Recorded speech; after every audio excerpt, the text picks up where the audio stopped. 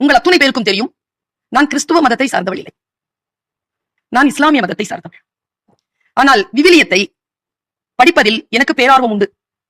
ஏன் படிக்க வேண்டும் என்று மட்டும் நான் சொல்கிறேன். நான் ஏன் படிக்கிறேன் என்று சொல்கிறேன். இப்போ ஒரு 7-8 நாட்களுக்கு முன்னால் எனக்கு இந்த நூலை ஃபாதர் கொடுத்தார், என் கையில காலேஜ் வந்து கொடுத்தார். அவர் என்ன சொல்லி கொடுத்தார்னா, நீங்க ஏற்கனவே படித்த மொழிபெயர்ப்பு அல்ல இது, இது திருத்திய பதிப்பு, இது ஒரு பொது மொழிபெயர்ப்பு என்று சொன்னார். நான் இதை பிரித்து படிக்க ஆரம்பித்தேன். என்னால் அப்படியே வாசித்துக் கொண்டே போக முடியவில்லை. 2-3 பக்கங்களுக்கு மேல் என்னால் வாசிக்க முடியவில்லை. ஏனென்றால் அதில் அவ்வளவு செய்திகள் இருக்கின்ற பொழுது அதை செரித்து விட்டுதான் அடுத்த பக்கத்திற்கு போக முடியும். அதை தெரிந்து கொள்ளாமல், அந்த வார்த்தைகளை உணர்ந்து கொள்ளாமல் அடுத்த பக்கத்திற்கு போக முடியாது. ஸ்லோ ப்ராசஸா இருக்கு, ஏன்னா ரொம்ப அடர்த்தியா இருக்கு.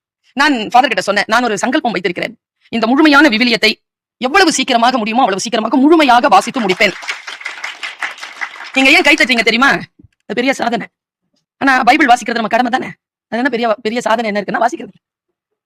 அது வாசிக்கிறோம் அப்படின்னால கை தட்டுறீங்கன்னா என்ன அர்த்தம்னா வாசிக்கிறது.